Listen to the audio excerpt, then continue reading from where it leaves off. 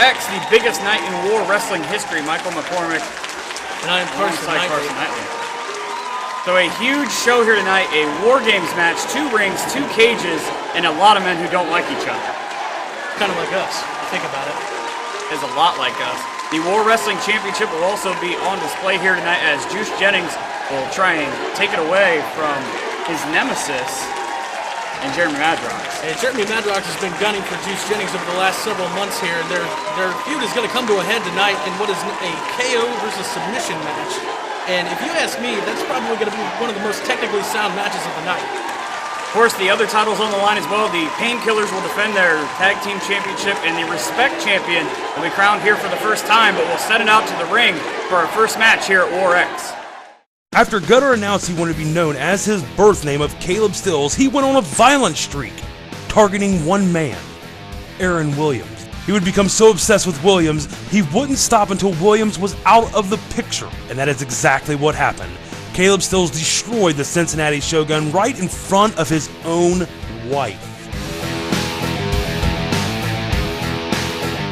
With Williams finished with a neck injury, Stills had no one in his way to keep him from claiming what he believed was his, the War Wrestling Championship.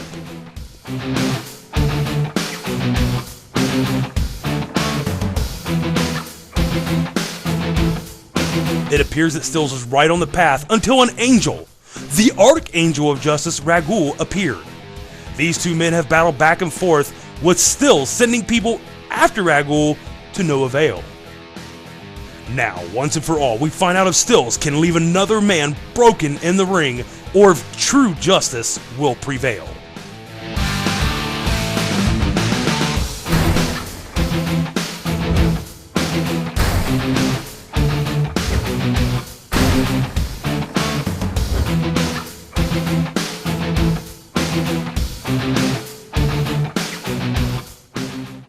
Backstage at War X, one of the big matches tonight, 2 out of 3 falls. Ragul faces my guest of this time, the new tradition, Caleb Stills.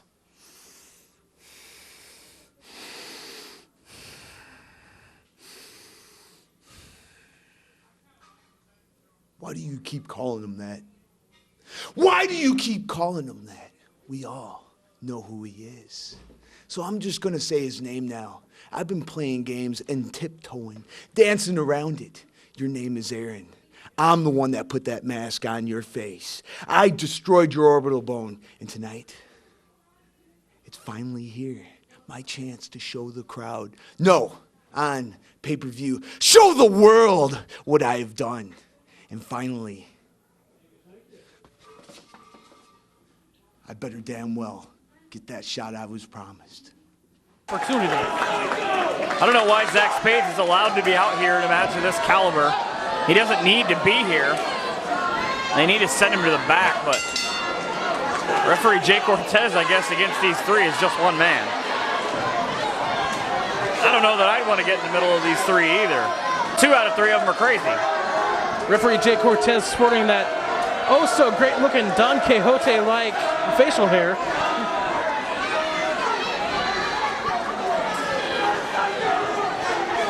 One of the men you'll see coming up later on in the Respect Championship match, Hakeem Zayn, with a little help from Ragul.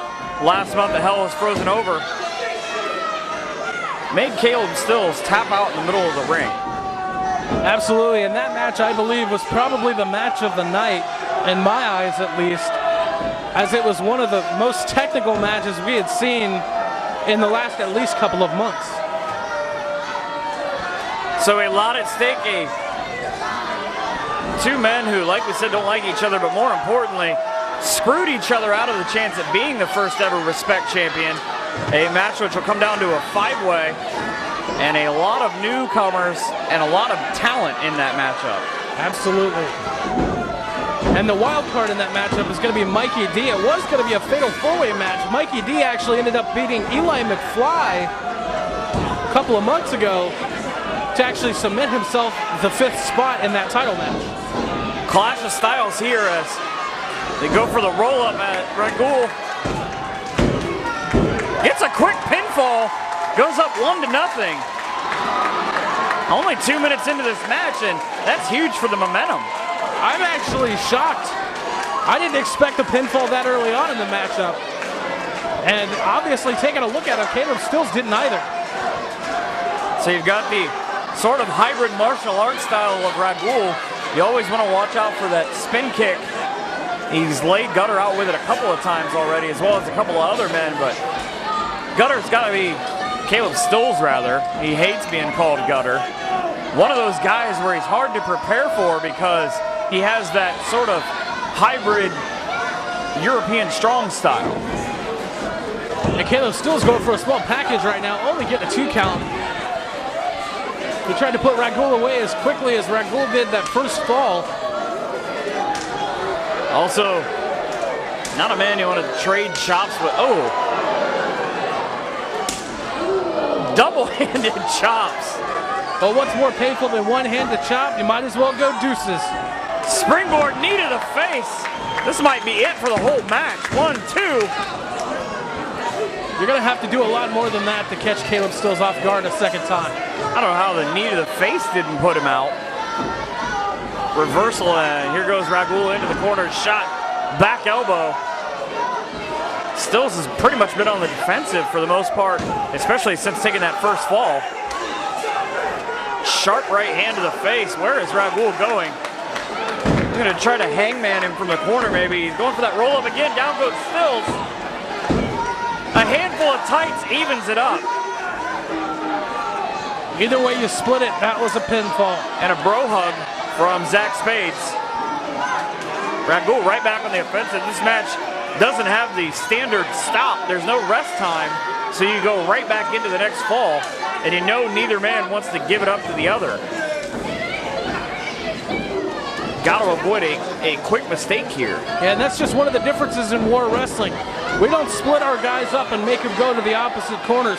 We keep the action flowing because that's what the people like to see, not that I care what the people think. Kick to the face does double damage, sending Caleb Stills to the outside. He hit face first onto the hard outside. Looks like he was looking for that suicide plancha. Caleb Stills smartly cutting him off.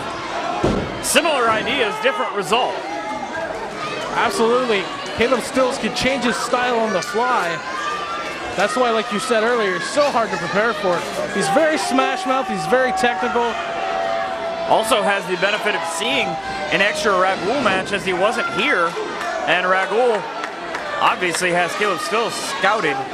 A kick to the face, but another match that he's one of those tape rats, always scouting his opponent, got a chance to see Ragul. Oh! Finish off Zach Spades, but how much could that hurt Ragul in the end? I don't know, Caleb Stills is probably a little hurt right now after that back body drop on the ring apron. Tried this once before, full head of steam, Ragul up and over.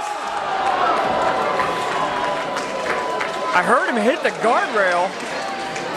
Both men may be down. This may end in a count out. Well, if a count out takes place, would we have to go to another fall, or would it end up being a draw? I think it would be a draw. It'd be like kissing your sister. And looking at some of these people out here, I'm sure they're very used to kissing their sister. That's horrible. Like I said, I'm here to call it how I see it. You don't have to agree with me. But you're better off agreeing with me anyway.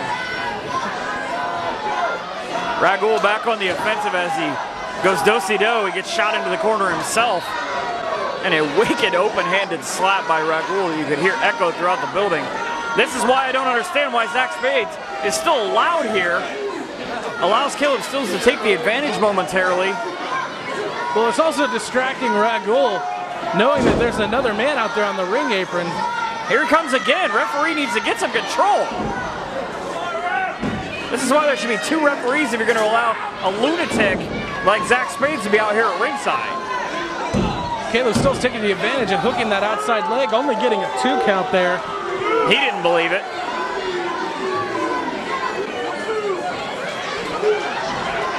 Stills just, I don't know that I would want to be standing next to Caleb Stills no matter what. He's not right in the head. I've talked to Caleb Stills on a couple of occasions, and he is a very intense individual. angry at the fans for not respecting him, not giving him the respect he deserves in the ring. I believe he's a great competitor. But it's these people that you have to convince. Still's got that one. Ragul in a world of trouble, but cocky cover, didn't hook the leg, made him pay for it. Reversal. Ragul with a 2 count of his own. Both men had a shot to end this one. I don't believe this is the last we'll see of these two men against one another, though, as if you've seen their promos online, they do not like one another at all, and wins and losses don't seem to matter. Absolutely, and if you're looking at this match the way I'm looking at it, they're not going to go for big, powerful moves to end the match. They're going to look for something quick to end it as fast as they possibly can to turn the match in their favor and get the win. Caleb Stills claims that the only thing that he cares about since he's been screwed over by War Wrestling and not gotten a shot at the War Heavyweight title is pulling the mask off Ragul and finally showing the world who he knows that he is. That's a good start. Running kick to the face off the ropes. I don't think I would want to see him remove that mask. There's a reason he has it on. The man is hideous. He claims to know exactly who Ragul is, says that the fans should know as well, says it's obvious to everyone but Ragul. Well, I know who it is, but I'm not going to tell you, and I'm not going to tell anybody else. Stills, I think he's just going to try and pull it off of the mouth, the clubbing blows to the chest, and just paintbrushing Ragul now. And that lunatic that he's got that's clearly escaped from an asylum in Zach Spades watches at ringside.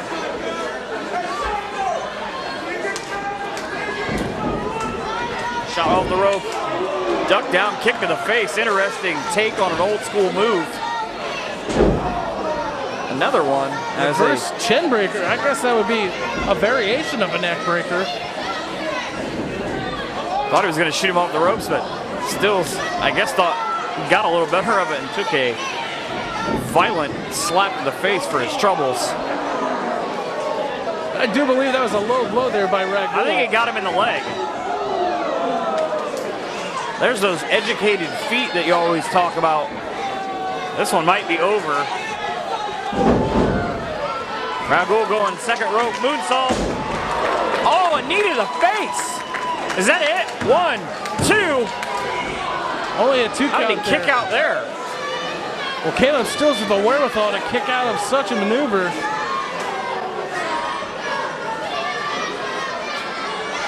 I don't know that Stills isn't out on his feet right now. Ragul tried to go for that same maneuver. Variation on, well, a lot of moves. He went with a full Nelson, went with that slam. Dropped him right on his face. Variation of a front full Nelson driver, and now he's got him in a submission here, wrenching on the neck and the shoulder of Ragul. We've seen this move a couple of times.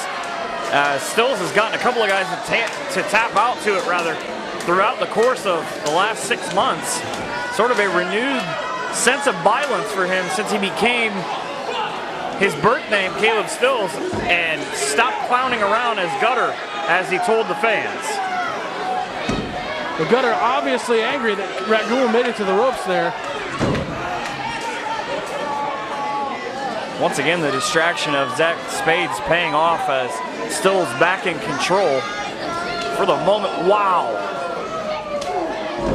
Spinning clothesline after the kick to the face.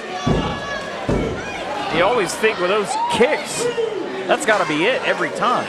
Yeah, every pinfall here, every little bit of energy they expend is bringing the other man close to a pinfall because they're making their opponent expend that energy by doing quick pins and those kickouts. They exert so much energy. If you think these two men are violently, I guess, in hatred of one another, wait till you see the main event of this show, War Games. Double underhook pile driver by That might be Caleb all. Stills. War Games, you'll see 10 men that really hate each other. And 2 cages as Stills throwing a fit that he can't get the 3 count. What does he have to do to put away the Archangel of Justice? I believe that's the maneuver that put Aaron Williams out of active competition, if memory serves me correctly. You're exactly right, but so many big matches coming up on this show. A tables, ladders, and chairs match for the War Wrestling Tag Team Championships, currently held by the Painkillers. Yeah, the TLC match is huge, but when you have 2 rings involved, anything can happen. Up and over float by Raghul. Nice German. Raghul looking for the moonsault. Nope, he's going up top for something else. All the way up top. Frog splash. And he nails Caleb. Needs to go for the cover, though. He might have taken too long. 1, 2. And Caleb's still kicking out, reaching down deep for every little bit he's got. He does not want to go home with a loss to Raghul tonight. Raghul flying so high. You see how high he bounced off of Caleb Stills when he hit the ground. Might have hurt himself in the process. Caleb still signaling for the end. I'm sorry, Raghul rather. Speaking of the end, that'll probably be the end of Zach Spades. Kick to the face. What a maneuver by Caleb Stills. Adding insult to injury, going to the top himself. He says it's time for him to go night-night. Once again, taking too long, but what a maneuver to drop Raghul on his head. Every time you think you've seen a move you've never seen a move done before, there's a new one, especially from these two guys. You can't be serious.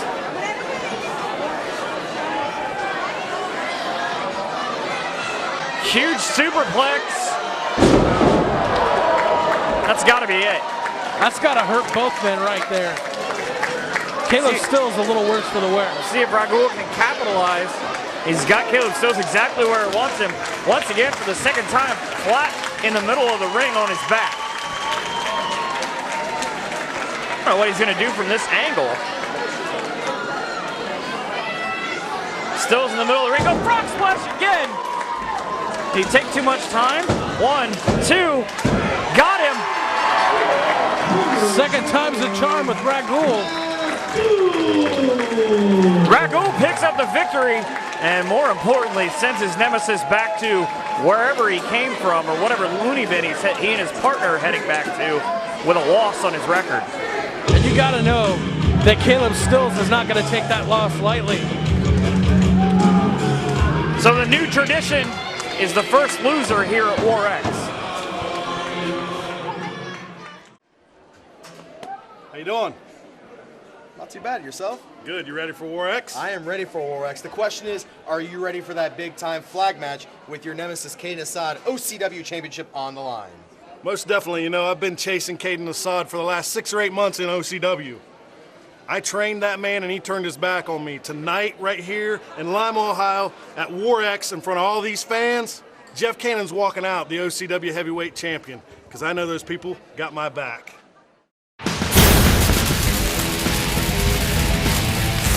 But just a few weeks ago, I beat the former War Heavyweight Champion Caden Assad. That would be the last time Jeff Cannon would actually say Caden Assad's name before he took on Jeremy Madrox for the War Championship at Blood, Sweat, and Fears 2.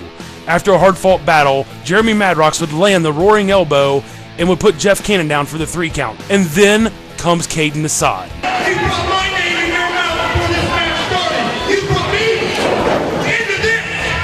You asked for it. You all asked for it. And hell has frozen over. The fans got exactly what they asked for when Caden Assad faced Jeff Cannon in a one-on-one match. Caden would attempt to pull out all the stops that he could to take out Jeff Cannon, but Cannon kept fighting back. Throws him in a side slam and gets the 1, 2, 3. Caden was not happy with that, grabbed his flag and attacked Jeff Cannon, setting up this moment in War history. Bring that rag you call flag. I'm going to bring all the glory. Let's hang him up in the corner. Let's have us an old blood pole match. What do you say? The match has already been signed. I don't know if you know the history of Caden Assad, but I'm going to enlighten you. I'm the 2-time war champion. Flag on a pole. Jeff Cannon wants a big match with me. That's a big mistake. Old Glory. Allah gives me the strength. That rag that you call an Iraqi flag. And he wants to make a mockery of my people. Caden, I'm going to walk out the winner, and I'm going to be holding Old Glory high. This will get you nowhere in January. This will get you nowhere. Because Caden Assad is wearing this draped on his back.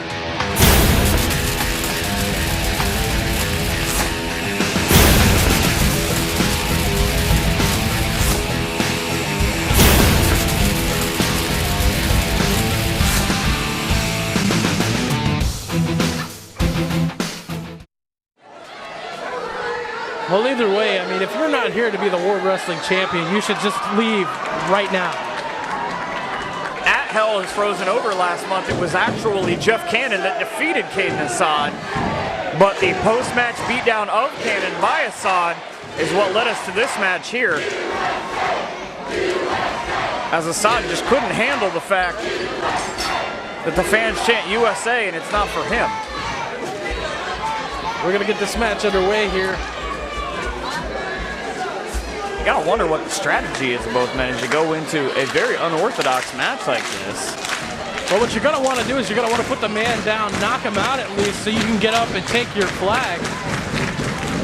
The normal way Caden Assad will win a match is he tries to go for the flag early. Jeff Cannon cuts him off, says no way it's gonna be that easy for you.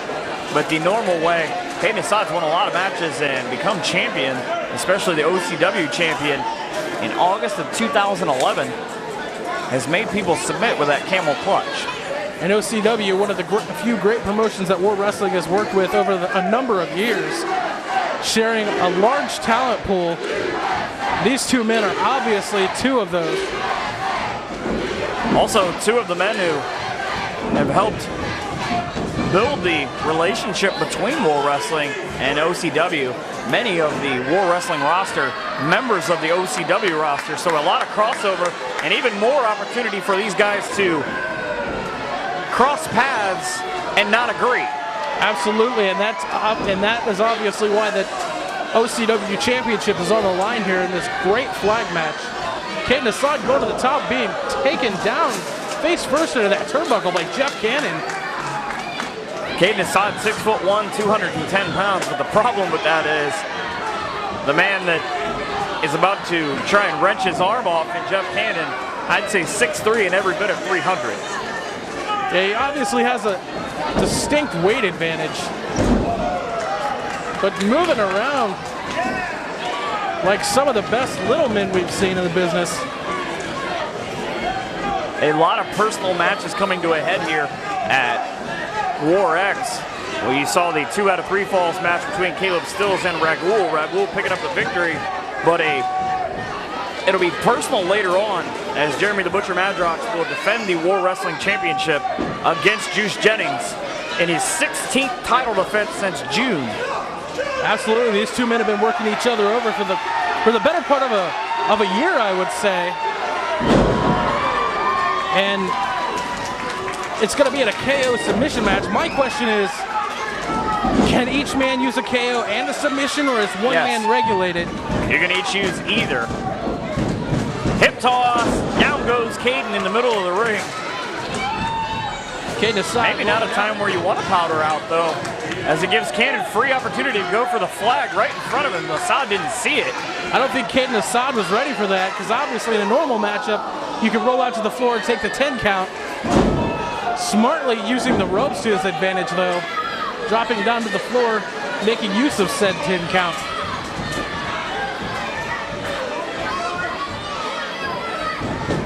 Assad so dastardly, you don't know what's running through his mind at any given time, as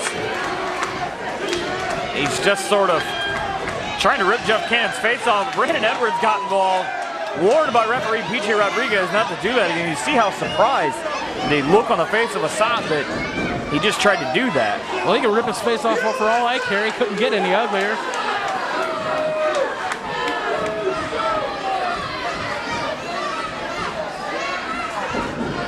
Caden working over Jeff Cannon on the ring apron there, trying to choke him out.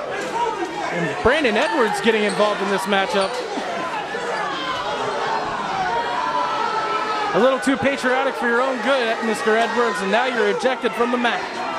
What kind of referee is PJ Rodriguez to have to throw out an American hero? Hey, he's a fair referee. Brandon Edwards was interjecting himself in a match that he has no business being a part of, and PJ Rodriguez saw that and made a judgment call. A good one in my opinion. Jeff Cannon down in the corner is Caden Assad. I don't know why he's not going for the belt, or the belt rather is at stake. The flag is what he's not going for. As the crowd, I guess, mocking him with chants of USA. So I'm looking for a low drop kick as Jeff Cannon moves out of the way. I guarantee you that right there is one of the things the tricks you don't teach your students. Always get one up your sleeve. And Assad may be singing a new tune. He's praising Allah for sure right now.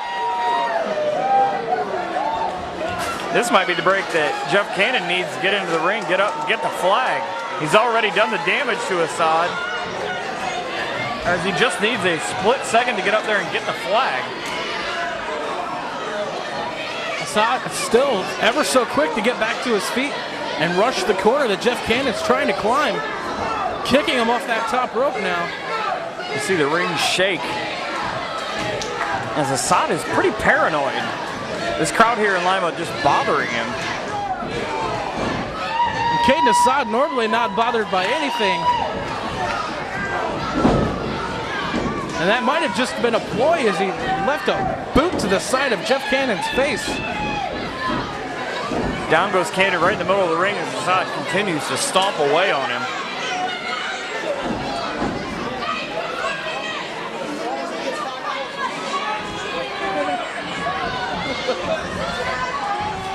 Assad in control. This match has gone back and forth since the beginning. What I find amusing is if you can actually see the words on Jeff Cannon's shirt, it actually says, "I hate Caden Assad." The problem is there's words on the shirt, but these fans cannot read. You're just terrible. A great crowd on hand here in Lima, contrary to what this guy over here seems to think. Assad one step ahead of Jeff Cannon throughout this entire match. Until that, and new move, sort of a pump kick from Jeff Cannon, and down goes the champion. That's honestly a move I never thought I'd see Jeff Cannon pull out of his repertoire. Caden Assad firmly down on the mat, now making his way back to his feet. Jeff Cannon has no idea what's behind him. And that is the great equalizer. Cannon just hung out to dry. I don't know what Assad has in mind, but with where Cannon is prone at on the second rope, I have an idea where he's going with this. Huge sunflower bomb.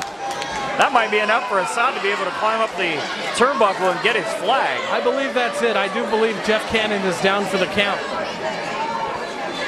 He might have a concussion after that landing. All Caden Assad has to do now is ascend those ropes, grab his flag, and he will be the reigning and defending OCW heavyweight champion. For at least one more day.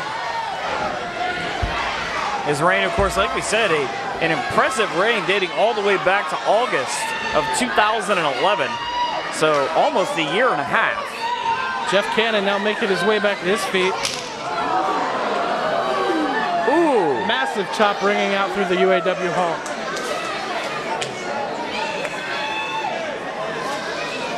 Both men up to the second rope. I think whoever is the loser of this might end up being the loser of the match. Both men just sort of stagger down all the way to the ring, but it's Assad who gets control of it. He's been known to use a missile dropkick from there as Cannon staggering in the middle of the ring. Caught him, Samoan fall away slam.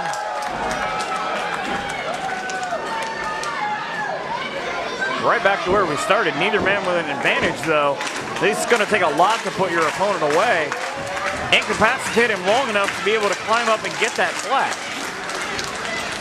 Absolutely, both men in completely opposite corners, flagless now. Jeff Cannon in, looking for a splash as Caden Assad takes him over the top rope, drops him down on the back of his head.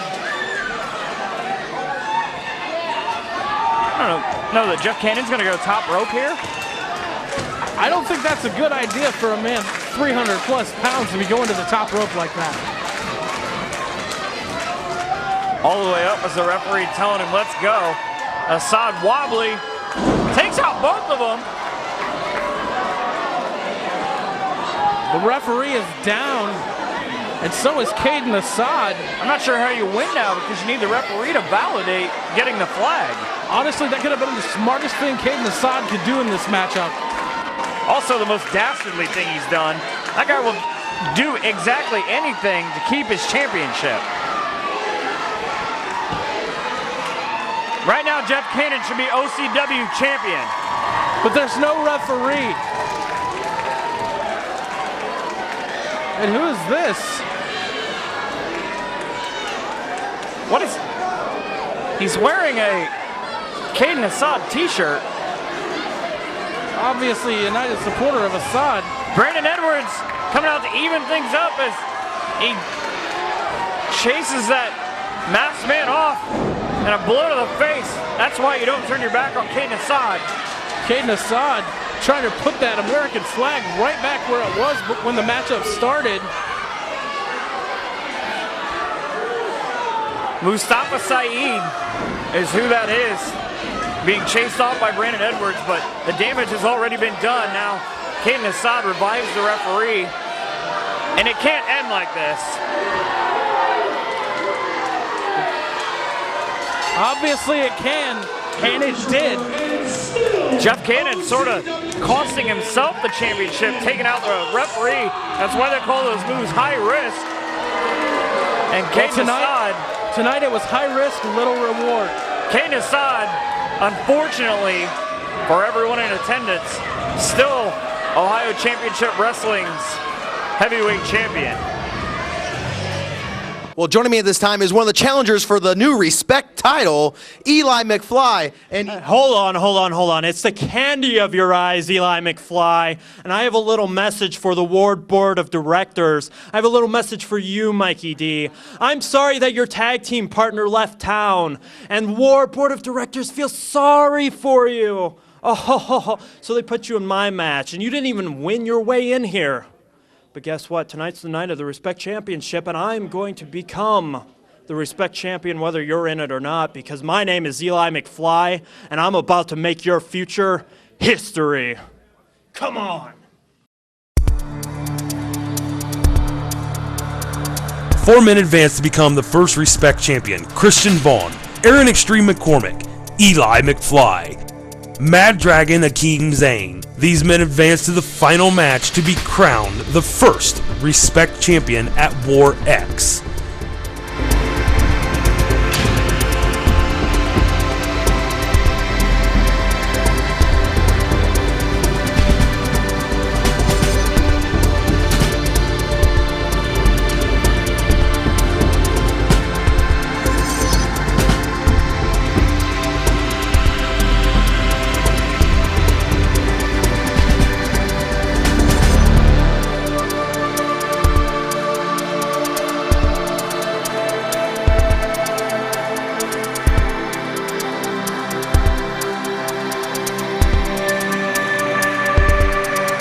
A wild card would be added. Now these 5 men will battle it out at War X in a fatal 5-way match.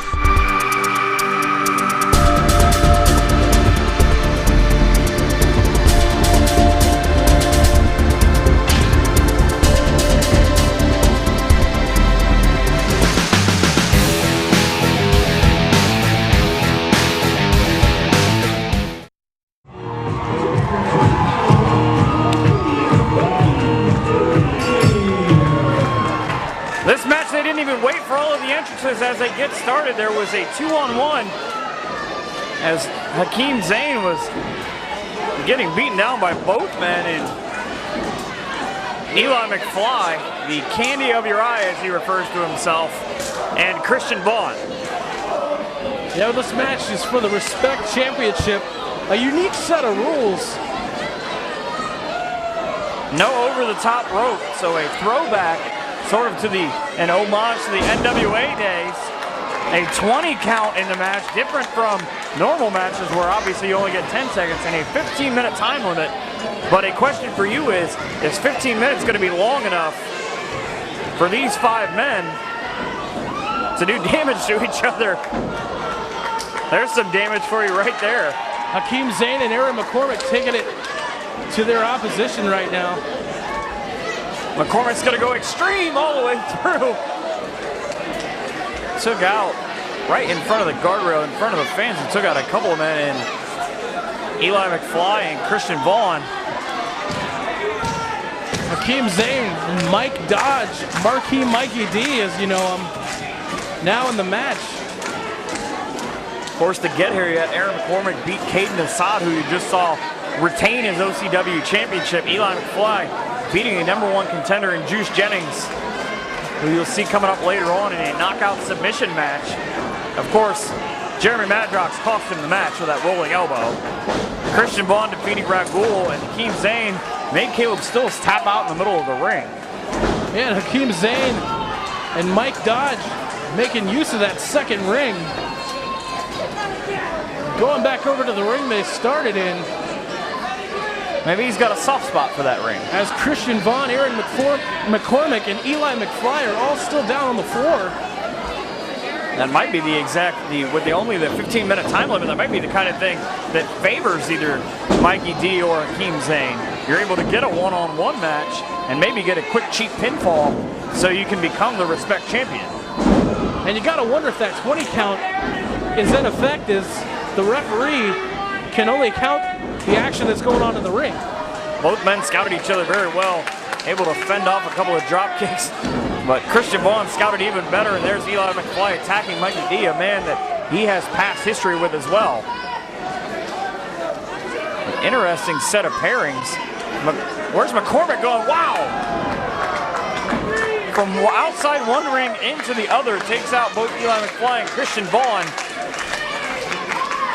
McCormick, the smallest man in the match, but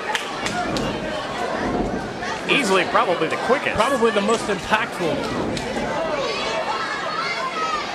And all of these men in this Respect title match, respectively winning their matches to make it in, all are actually quite evenly matched if you look at it on paper. Of course, the wild card in the match being Marquee Mikey D, given a spot for all of that he's done here in War Wrestling. McCormick got caught there, German suplex by Vaughn, and when you're that size, it might break you in half. And Christian Vaughn, just like Eli McFly, always complaining that they want respect. And it's not just the word they want the title. Zane with that unorthodox, so quick, almost martial arts-like offense, sending Christian Vaughn down to the ground, and a reversal. Vaughn outsmarted by Zane down to the second rope. What has the Mad Dragon got in mind here? Double knees to the back, and Christian Vaughn can't know where he's at. The smart thing for Zane might be exactly like that. Goes for a cover, hooks the leg. McFly breaks it up. You never know when you're going to get your opportunity to try and win this match. Absolutely, and Eli McFly here, who's my pick to win the match, just stomping away at Hakeem Zane. Eli McFly making a very good case for himself over the last several months here in War Wrestling, with quite an attitude change, turning against the fans, which is something I like. And it's just showing a whole other side of him. I guess sort of noticeable by her absence, at least I haven't seen her, is Eli McFly's girlfriend, who normally accompanies him to ringside. Well, in a match like this, when you got other 5 men in a match, you don't want to have her out here as a distraction. McFly, another guy who sort of had a recent turn in the last couple of months. We were at Stars and Strikes as he got rid of his pop culture sort of mentality and decided he needed to take things more seriously. Did that by taking out his trainer that night, and he's been on a tear since. But speaking of his trainer, he was trained by Grant Parker, then known as Ernie Balls, who we saw earlier tonight win the Battle Royal. And then run like a scalded dog when he was challenged. Wow. Nobody home, but McCormick in the worst possible way after the miss. Dodge all the way up top. And a miss for Dodge. Christian Vaughn, we haven't really seen his high aerial antics here in War. The other guys we have, but what has he got in mind? He just said, forget it. Well, he knows better than to put his body on the line like that in a match that means so much, for a title that means so much. Vaughn, the most cerebral of the 5 wrestlers, always talking about how he's trying to outthink his opponent. I don't think you need to outthink him when you kick him in the head like that. And it looks like we got kind of a a pairing of sorts with Eli McFly and Christian Vaughn. But really, when it comes down to it, you can only have one winner in the match. So they're going to turn on each other at some point in the match. You got to believe that. Exactly the same theory as the Battle Royal that we had earlier, where the ladies teamed up in one ring, but ultimately had to sort of turn on each other. It's all about winning here in War. But right now, the one man who's most at a disadvantage is Mikey D, as he's being choked across that bottom rope. Christian Vaughn just laying in some forearms to the face. Very smart maneuver, and breaking before the count of 5, so he doesn't get eliminated from this matchup. I got to give it to referee Jake Clemens taking on a match like this. Or rather, he probably, when he got a signed flapjack, both men sent Hakeem Zane down to the mat. Christian Vaughn goes for the cover. McFly watching it, sort of like, hey buddy, what are you doing? But with Clemens being the only man officiating this match, that's a lot to process, a 5-way. That's a lot of bodies in a lot of places. Yeah, there's only so much one referee can catch. And right now, Mikey Dodge is catching a whole leg full of Eli McFly's boot.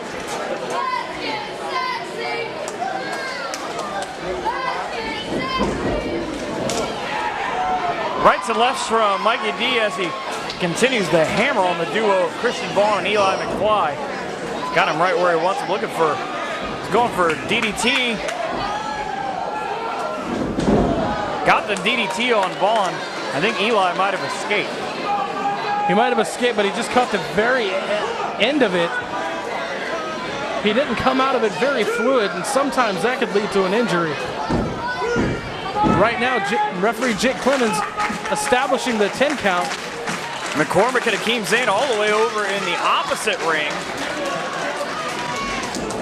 As Mikey D with elbow strikes says Christian Vaughn, bring it on. Double axe handle takes down both men, going 2 for 1 and winning. I guess he's got Christian Vaughn hung up between both rings.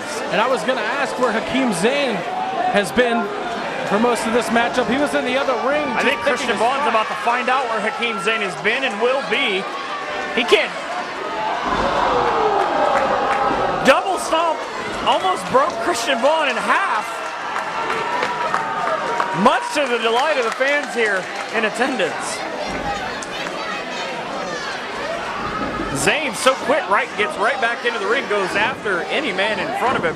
Just happens to be Eli McFly as he's down in the corner trying to choke out Mikey D. And that's the mentality you have to have, is taking out any man in front of you if you want to win a match such as this. That Dragon snap suplex didn't go for the cover quick enough. Especially when so much is on the line and you're making history becoming the first ever Respect champion. Of course, the first mid-card title ever introduced here in War Wrestling, 10 years in. McCormick with a move of his own. I don't know what he and Hakeem Zane have in mind, but McCormick, tiptoe, wow! Goes for the cover, referee has to jump from one ring to the other.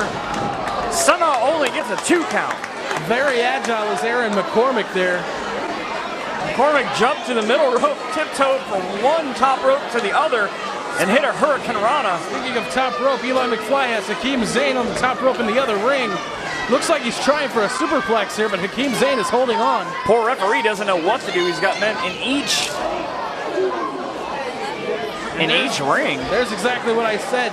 Christian Vaughn taking it to Eli McFly. What has Vaughn got in mind here for the Mad Dragon?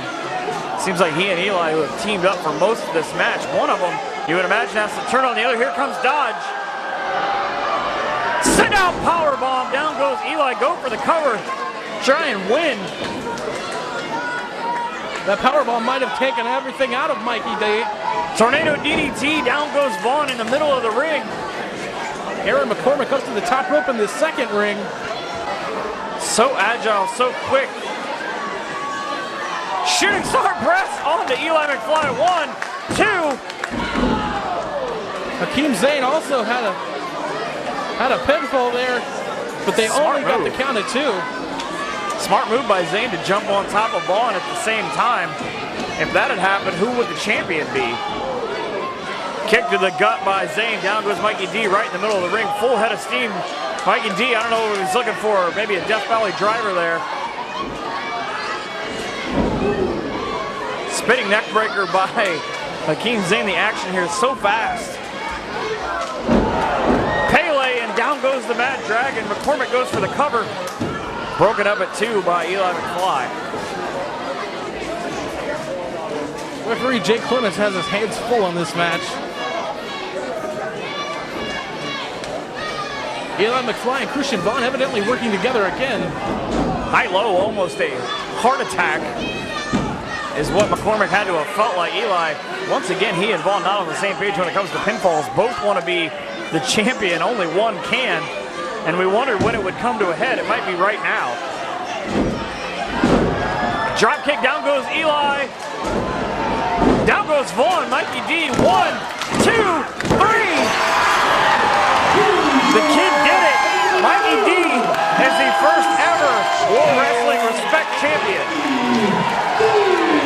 Well, even though my pick Eli McFly did not win, Mikey D should be very proud of himself tonight for making history and becoming the first ever Respect champion. They'll be fist pumping him plenty at the after party as they've already started here at the UAW Hall. I don't fist pump. Mikey D celebrating with the fans after picking up the victory in a hard-fought matchup over 4 other men. 4 other men on any other day could easily be champion right now.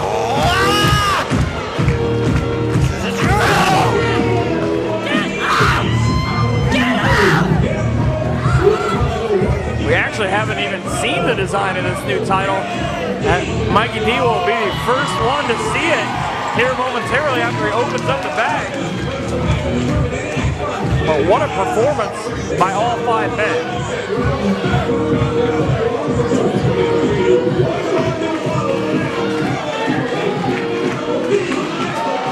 You can call Mikey D a lot of things. Well, right now you can call him unconscious. And what the hell is Eli McFly doing? Well, Eli McFly just wants the pleasure of unveiling the Respect Championship. It's not your belt, you've lost. Or maybe he's going to keep it for himself. He's certifiably insane.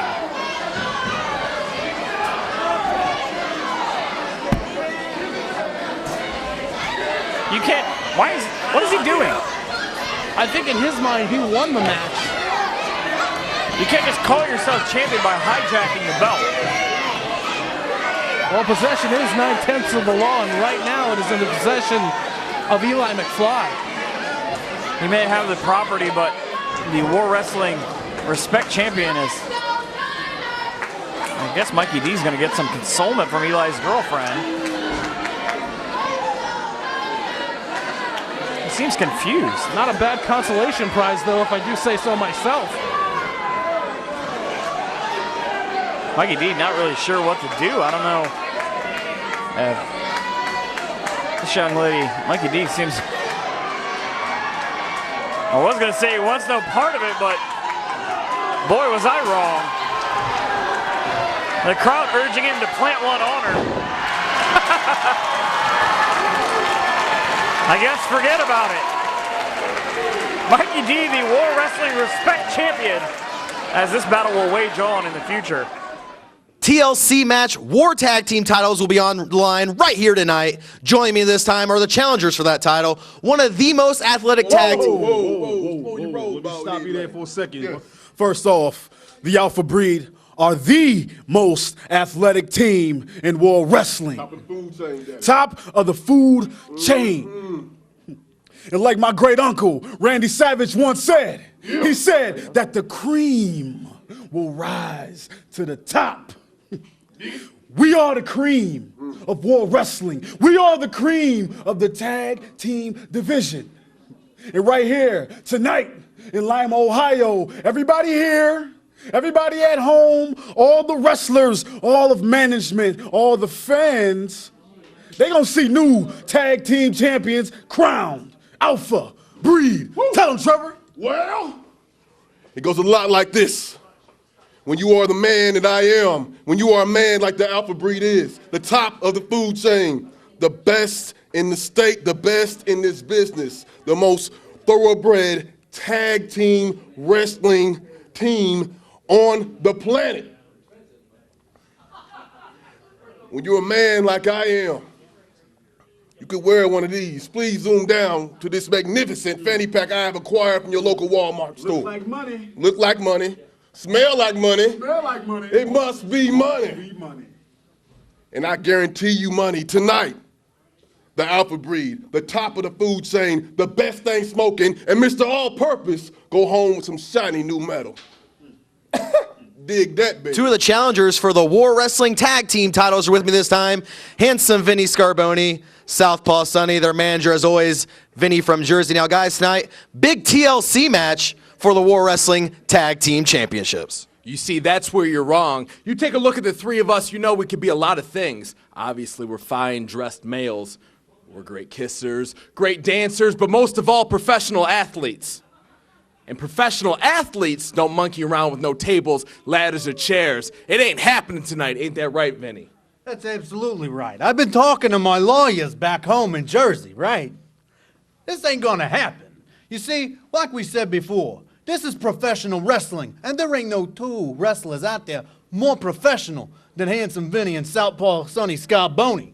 So we're ready for a real match. So painkillers, stay out of your mother's makeup box. Go back to the freaky loop bin where you came from, because tonight's going to be the night where these boys walk away with the gold around the waist. The Scarbonis, if you want some bing bang and yin yang, you came to the right place, Daddy. TLC, not going to happen.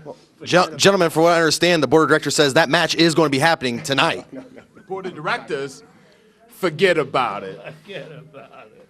Forget about it.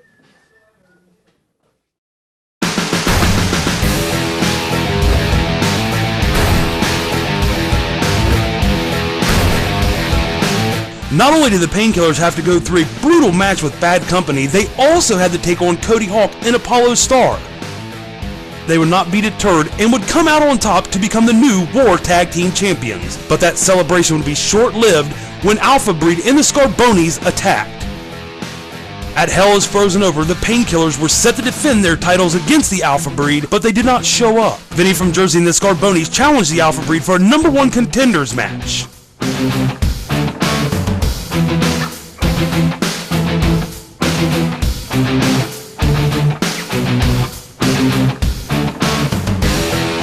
When it got out of control, the match would be declared a no contest. Then Tom Williams would make this announcement. In January, those two teams will face the Painkillers.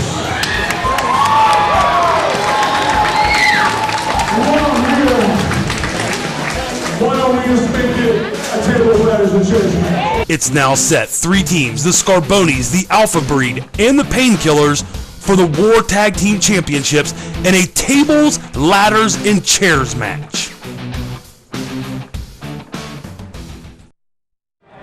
Excuse me! Shut your mouth!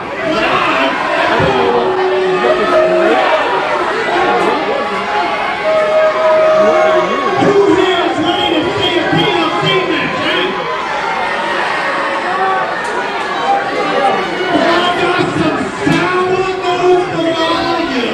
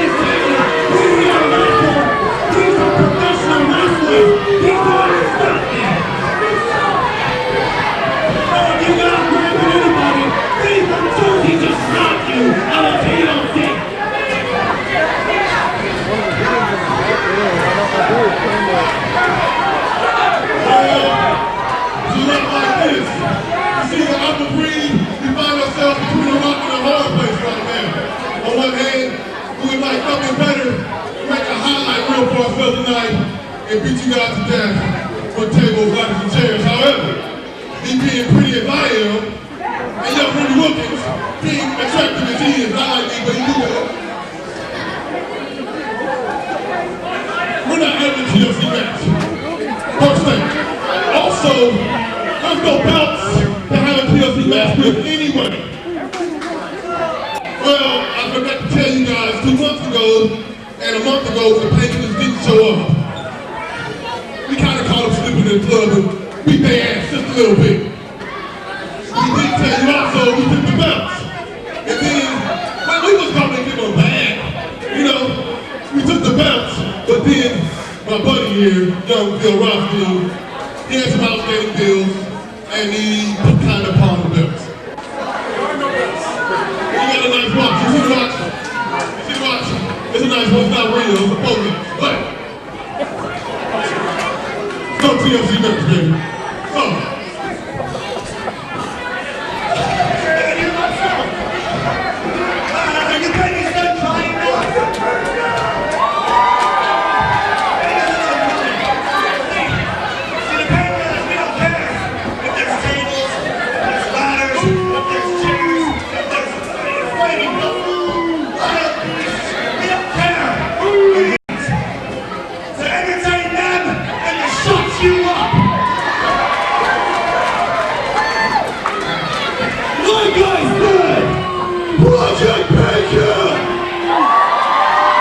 I'm not sure that I ever thought that Donnie would be the voice of reason. You know what? It's pretty despicable to steal and sell a belt. You probably had outstanding child support to take care of that. But it don't matter. Sooner or later, those belts are going to find their way home to the Scarbonis. Scarbonis are the greatest tag team in the history of War Wrestling. I really hope that someone kicks him in the face.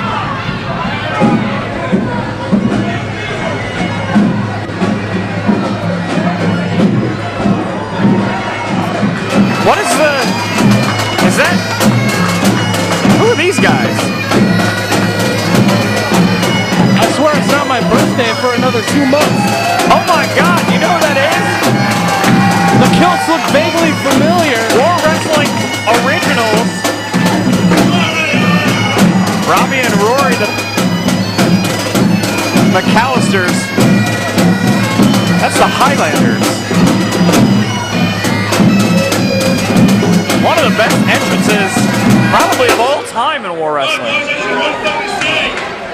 I can't believe he forgot me and my cousin Robbie. I'm Robbie! Evidently, he's Robbie. What's his name? I believe it's Robbie. I'll ask him later.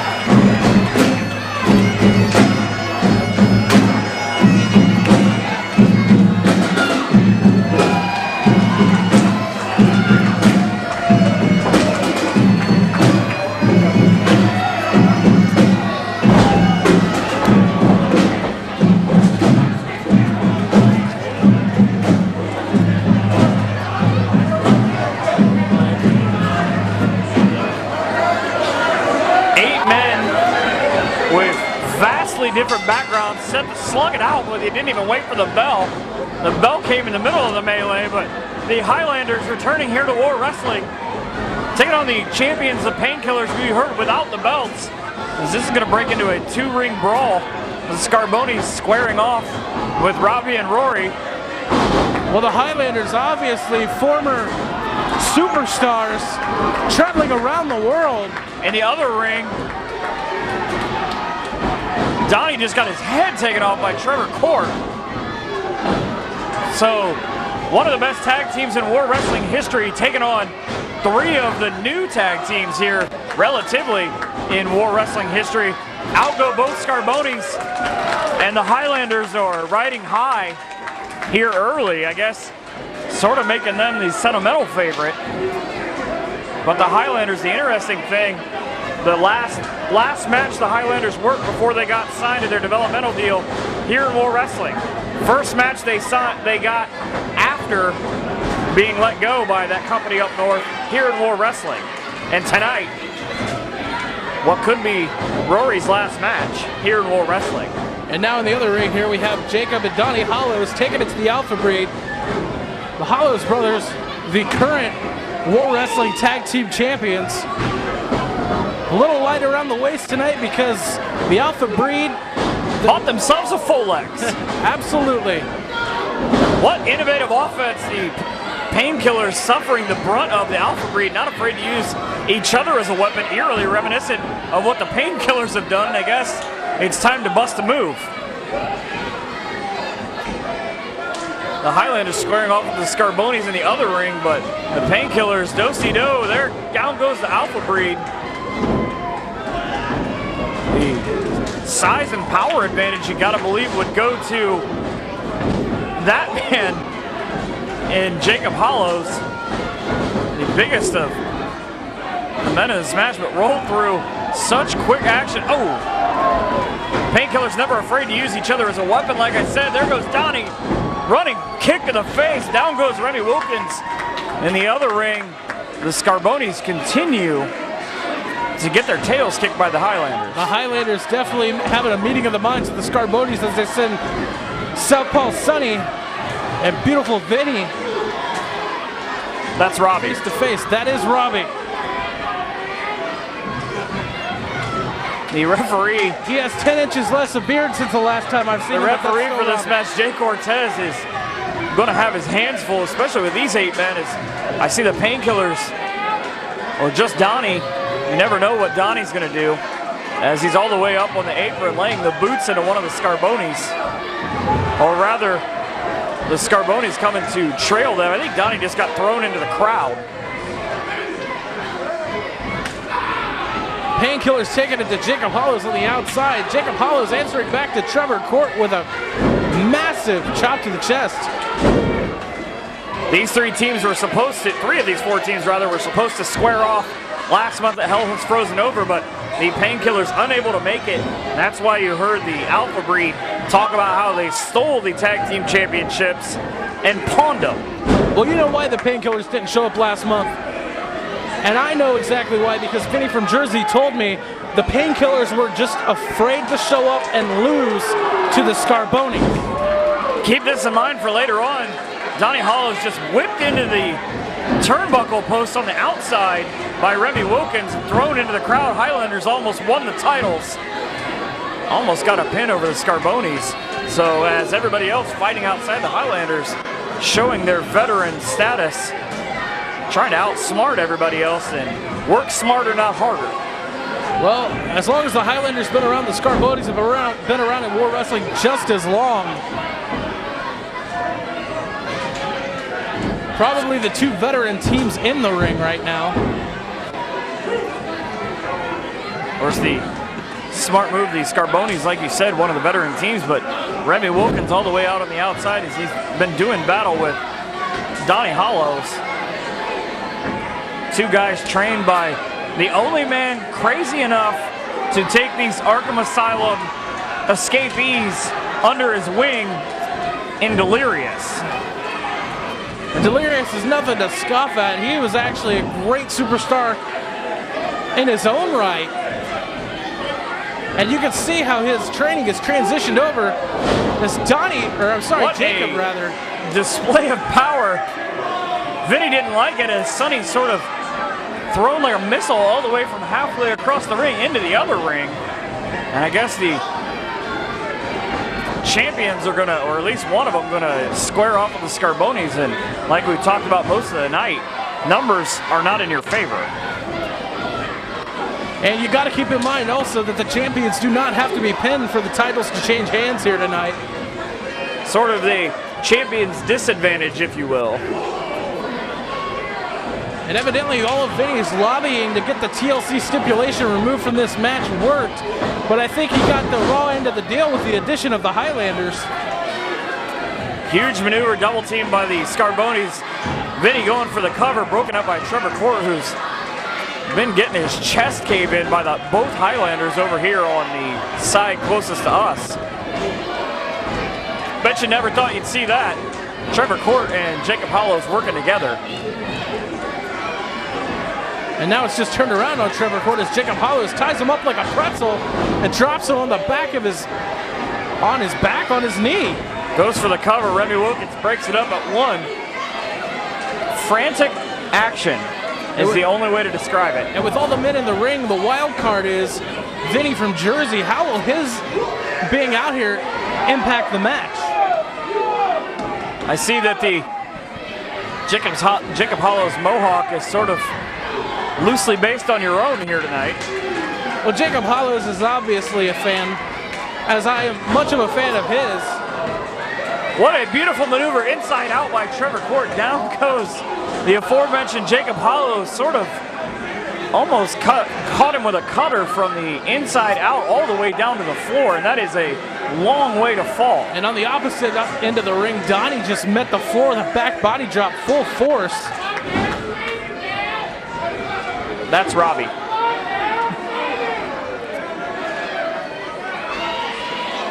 He's hitting people with bottles of water now, as all hell has officially broken loose. We thought hell had frozen over last month. It has broken loose here tonight. Well, Robbie is the unorthodox of the two. And hitting people with a water bottle, I don't think you get any more unorthodox than that. Scarbonis have been chasing the tag team titles for a long, long time. I feel here's their chance to get them tonight. I feel tonight could be their night. I mean, with Vinny getting that TLC stipulation taken away from the match, I believe this match weighs heavily in favor of the Scarbonis. Ever since Vinny from Jersey came aboard with the Scarbonis in 2010 here in War, they've sort of been a team on a mission. They've had a lot of chances at the titles, but not able to get to them. As the current champions, the Painkillers, really in their first defense here, super kick by Donnie on Trevor Court, goes for a suplex, almost a brain buster right in the middle of the other ring. Goes for a quick count.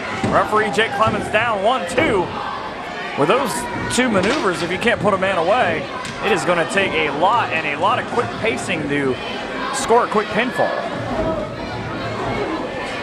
And now in the ring, now Donnie Hollows fighting on beautiful Vinny as he goes up and gets slammed down to the mat with massive sidewalk slam. This isn't a tables, ladders, and chairs match, but Southpaw Sonny just procured himself a ladder, and I heard the chair shot ring out through the arena again, as I guess the Scarbonis in control in both rings. At least momentarily. Every time you think you get an advantage, we talked about the champion's disadvantage, and that is exactly how the Painkillers won the titles just a couple of months back in October. Blood, Sweat, and Fears 2. They beat Cody Hawk, who was partnered with Apollo Star, but the champions in that match, Bad Company, never lost their belts by being pinned. Well, right now, Robbie's just taking it to everybody in this ring. He's laid out everybody with a clothesline as he's got Southpaw Sonny hooked up, underhook. Highlanders go double team move. That's their move they've used to put away a lot of teams, but such a high octane move ends up with Vinny rolling all the way out of the ring. What a homecoming would it be for the Highlanders to win the War Wrestling Tag Team Championships here tonight. Double DDTs. All the way back with the Alpha Breed taking way too long to celebrate. Donnie back in the match. I don't know where he came from after he was scraped up off the canvas a couple of minutes ago. Donnie spun around as Remy Wilkins picks him up on his shoulders. Fighting away though on Remy the whole time. Trevor Court going high risk. High cross body, but Donnie ends up on top, 1-2. Remy was celebrating and he almost got cost the tag team titles. I believe that's probably the most unique reversal I've seen out of a maneuver like that.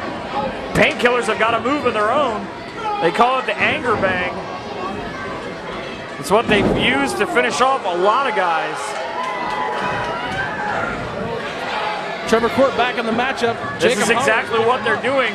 It's the cradle to Uranagi and the top rope double stomp. There it is.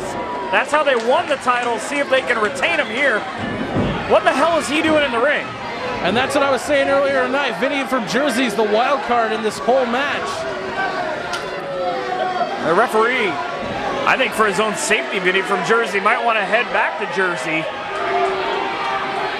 Oh, he's going to be mad he touched his hair.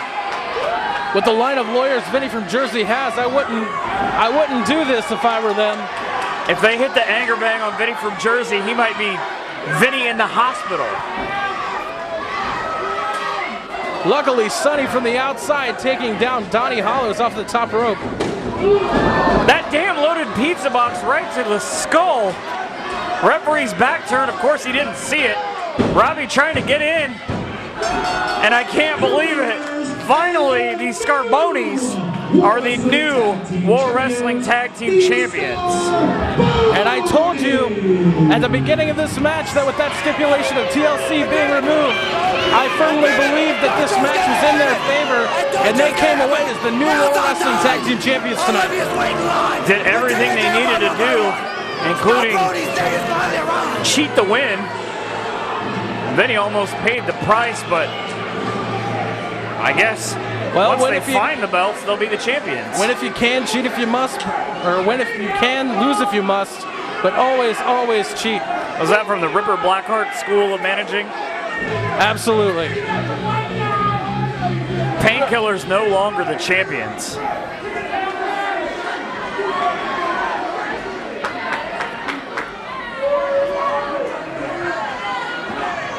Robbie trying to get the referee to see what he sees, not how you want to go out.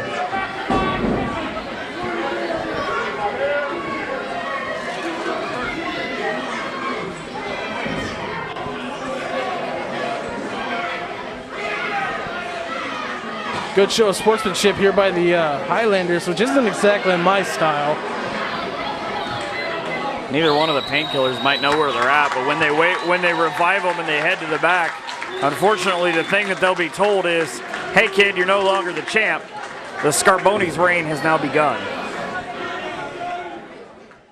Backstage at War X, time-tested, fan-approved. My guest at this time is the #1 contender for the War Wrestling Championship, a man that's been chasing Jeremy Madrox for months now. Tonight, you get your shot in a knockout submission-only match, no time limit. Of course, I'm talking about Juice Jennings. That's right. It's been a long time coming, but right here in front of all these people, on the biggest night in the history of War Wrestling, you're going to see a brand new champion.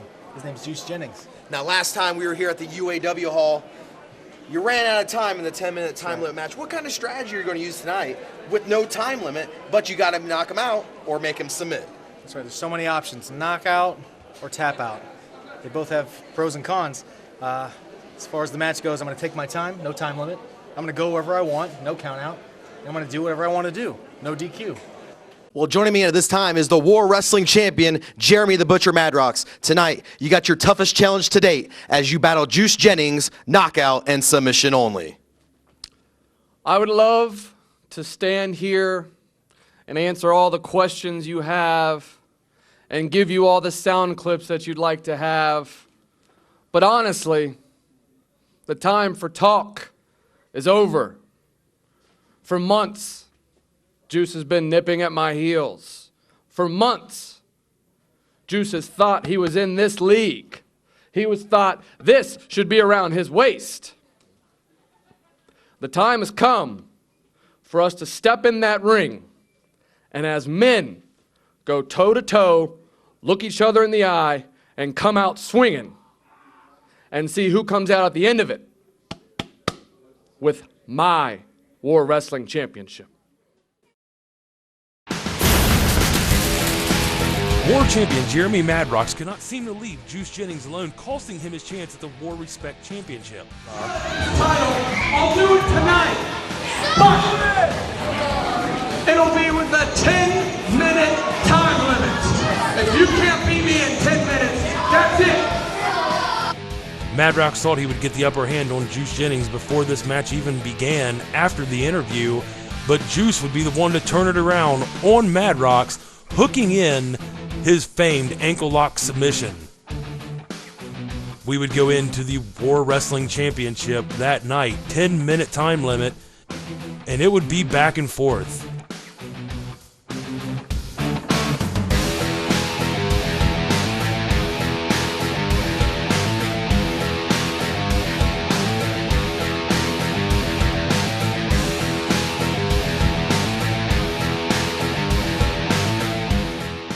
even after he was clocked with a roaring elbow, still coming up with innovative moves to take down Jeremy Madrox, but unfortunately the bell rang before Madrox tapped out. No pinfall, no time limit. Juice Jennings cost me my shot at the World Respect title. You've considered yourself a contender. You take what's important to me, what I'm gonna take what's important to you. You are sorely mistaken, Mr. Jennings. I'm coming for that World Championship. What I'm proud of, you're gonna take what means most to me. So you better be ready. Many men have tried, yourself included. Juice is loose, and he's gonna be the new War Wrestling Champion. I'll throw it high and tight. Watch for the fastball, Juicy.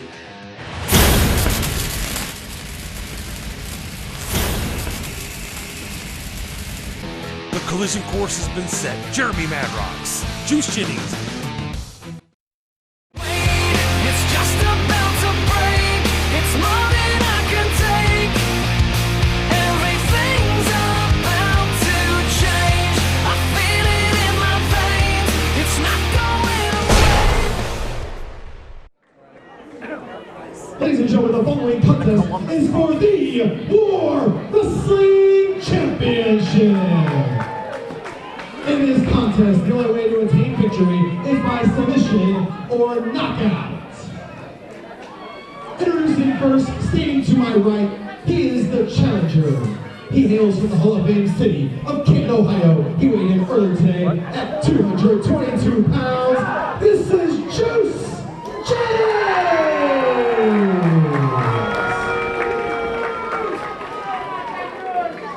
His opponent and champion standing to my left.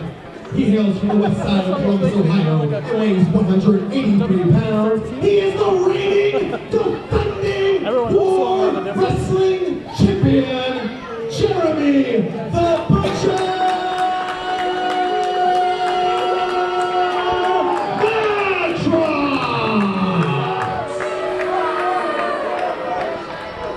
Madrox! 15 times Jeremy Madrox has defended the War Wrestling Championship since June. To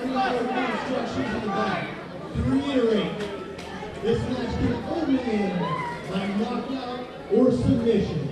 There are no pinfalls, no countouts, and no disqualifications. Now, your management has informed me they are leaving it to your discretion as to whether you wish to remove weapons or not. Gentlemen?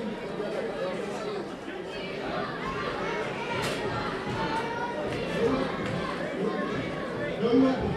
So please don't expect to wait for the bell.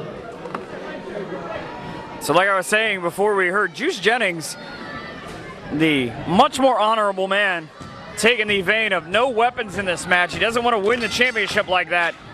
15 times Jeremy Madrox has defended this title in the last 6 months. All 15 times, including twice against Juice Jennings before this. Last month here, a 10-minute time limit draw to set this match up. He has walked away champion. Yeah, the funny thing about this matchup, if you remember back to Blood, Sweat, and Fears 2 back in October, Jeremy Madrox actually cost Juice Jennings a shot in the tournament for the Respect Championship. He caught him with that rolling elbow as he showed up right at the end of the match while the referee's back was turned, knocked Juice out, and don't think that Juice has forgotten about that. He's hit a series of European uppercuts, going for the knockout blow, knee to the face, and a huge neck breaker. Sort of a little unorthodox. Juice seems to be, you would assume, maybe wants to make Madrox submit, but seems to be going for a knockout blow here in the first 2 minutes of this one. Well, Jeremy Madrox, such a smart technician. He could change his style on the fly when he has to. And you got to believe, I'm feeling energy from the room here in this big co-main event. One of 2 huge main events tonight in War Wrestling. This one being for the championship. One later on being contested in a 2-ring, 1 steel cage War Games match. But I don't want to take away from this match right here. Jeremy Madrox working over Juice Jennings on the outside. Juice Jennings, the most popular wrestler as voted for 2012 on WarWrestling.com. Hey, not a bad choice. is also chosen as the future star of War Wrestling, and he can solidify that here in 2013 if he's able to win the championship. He's being counted out right now. Referee Bruce Gray got up to 3. But you know Madrox would love to be able to end the reign that Juice Jennings wants to start before it even gets started. Well, you know, he doesn't believe that Juice Jennings deserves this last shot at his title. And that's exactly what he said when they had their time limit draw. All right, Juice, I'll give you one last chance. Jeremy Madrox trapping Juice Jennings' hand in that bottom turnbuckle, stomping it, trying to break his hand. Nowhere Juice can go. There are 206 bones in the human body, and Jeremy Madrox knows how to manipulate every single one of those bones. And that right there, he was working on your carpals and metacarpals. And as you heard the instructions before the match from referee Bruce Gray, this match can only be won by either man with a knockout or a submission. Either man can score the victory either way, not necessarily held to the submission for Madrox as he's going for that Columbus crossface. As you alluded to, he's already done the damage with the arm. He's wrenching the neck with his arms and with his legs. He's stretching that arm and shoulder out. The left arm, may it be noted, of Juice Jennings. Juice Jennings debuted here a couple of years ago. As he gets the ankle lock cinched in, he's gotten that on Madrox on a number of occasions. Got it right as the time limit expired last month. He's always seems like he's just one short step away. And there we saw Jeremy Madrox was going for the ropes, but there's no rope break in the match. There's no DQ. Is there? I've just been informed there is a rope break in the match. The only way that has actually been utilized is because both men saying that they sort of want to win it under different circumstances. They don't want something like that to be able to decide. These two men with an immense amount of pride, call it cockiness or whatever you want, Madrox, as he continues to eat away the flesh of Juice Jennings' chest with those knife-edge chops. But both men, a hotly contested feud. They don't like one another, won't even sit on the same side of the arena.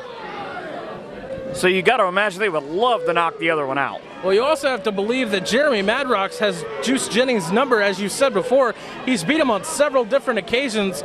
I don't think this one match is going to make any bit of difference to Juice Jennings or Jeremy Madrox. One of the interesting sort of ways that these two's careers have intersected. Madrox, a 17-year veteran. Juice Jennings normally would go for a pinfall, as you're taught to do. Sort of had to think twice about it. He's going to go figure 4, much to the delight of the crowd. But these two's careers have intersected. Juice Jennings' pro debut in 2011, his second career match and first loss at the hands of Jeremy Madrox.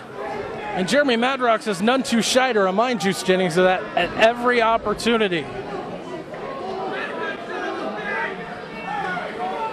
You can see the sort of submission style that Madrox is accustomed to, but he knows every reversal in the book. We talked earlier about tape rats. Madrox, there is no promotion that he won't watch and draw inspiration from wherever he can. Yeah, Jeremy Madrox has such an expansive video collection that he not only has it on DVD, he has dusty old VHS tapes from way back in the day from over in Japan. What? Exactly, from over in Japan and Mexico. So he looks at tons and tons of hours of tape every day. And he jump kick, he may have knocked Juice out. Yeah, he just fed Juice Jennings his boot. And as you see, we don't know what is going to happen. This match is going to be extremely violent. The first of our two co-main events. Referee Bruce Gray wearing gloves. Well, he's wearing gloves because you never know when this match could turn into a bloodbath, especially when Jeremy Madrox is involved.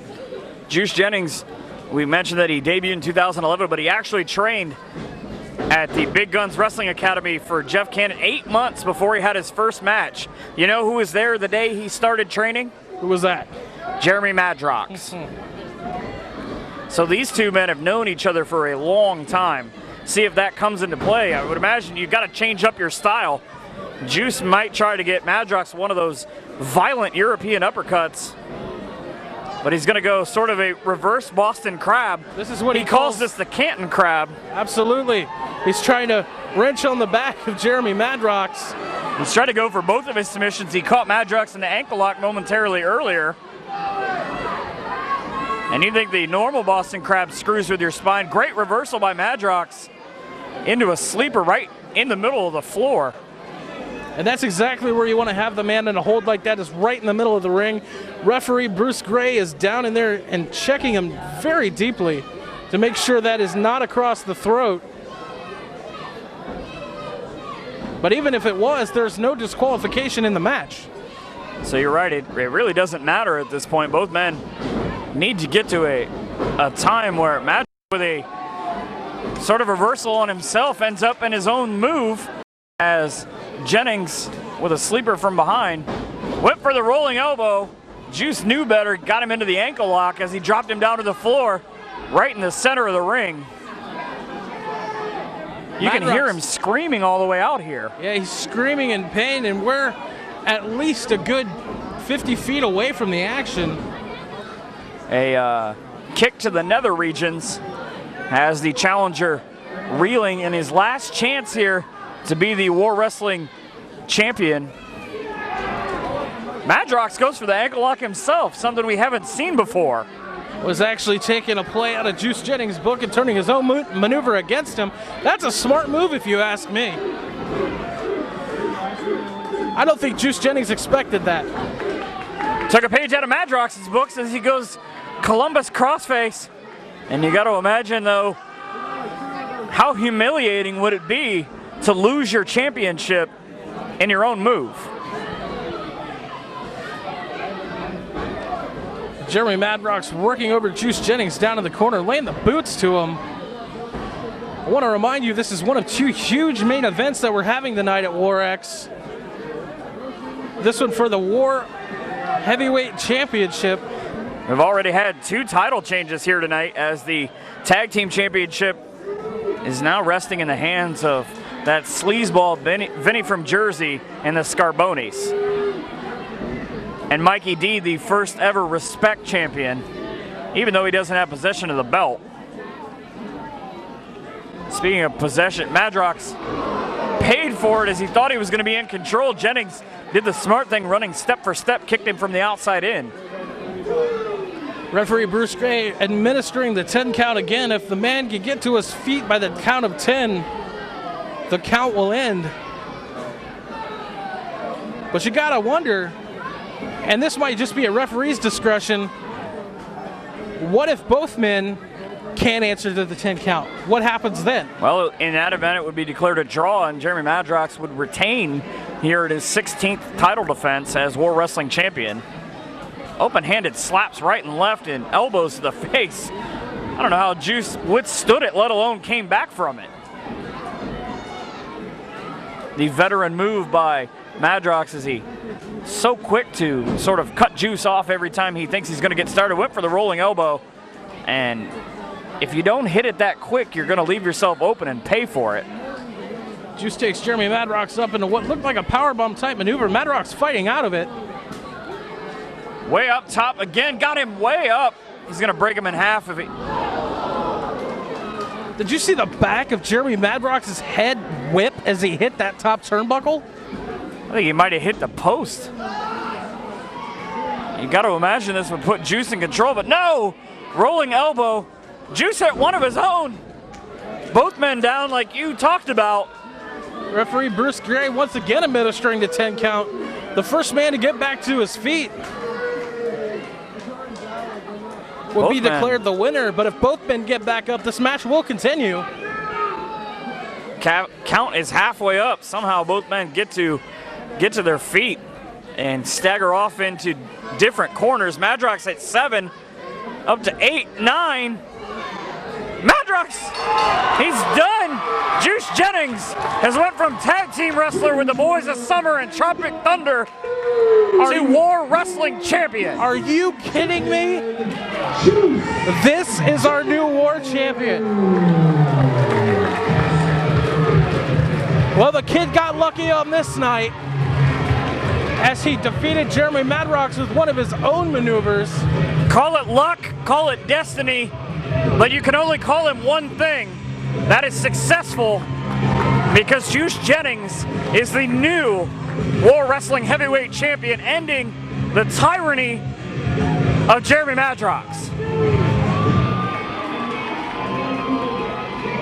We have the War Wrestling locker room emptying out right now. If you don't think this is a cool moment for everybody involved, you haven't been a part of War Wrestling very long. Yeah, you just have to be here to understand the emotion that's running through the ring and running through the locker room right now. Even though I believe it was a whole lot of luck on Juice Jennings' part, there is no denying that he is the new War Heavyweight Champion. Call it what you want, all you have to say is at the end of the night in black and white, Jeremy Madrox cannot answer a 10 count, and he'll be leaving here with the help of a couple of officials without something in his bag that he's held since June. Yeah, his triple bag's gonna be at least 30 pounds lighter. Juice-a-mania is running loose here at the UAW Hall, and I gotta believe with that kind of performance it will be for quite a while. Once again, the first of our two huge co-main events, Juice Jennings, the new War Wrestling Champion.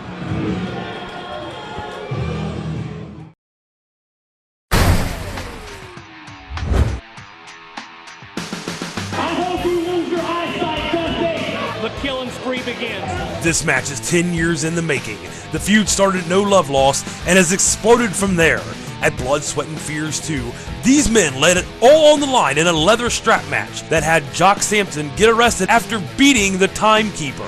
Dusty begged Big Tom to keep him employed long enough for him to get his hands on him at War Games during War X. I would like you to join my team. I got my friend Robbie Starr, his buddy, No Shame Jimmy Shane. The two newest members of Team Dillinger. You see on January 19th, Team Jock Sampson, Team Dusty. been a thorn in my side for the last 6 months. Your blood's gonna get spilled. I'm not gonna back down. General Jock Sampson and his team of men, his team of demons. We're gonna let it all hang out, baby. Winner take all. We're gonna get inside that cage, and you ain't gonna be able to get out of that cage quick enough when we do, baby. And I'll still be here, waiting for my shot at you. You can take that all the way to the little general stores in the little town that you live in that has that small little bank in it. And Jock Sampson and Team Jock are gonna walk away as the toughest, baddest dudes on the planet. See you in hell.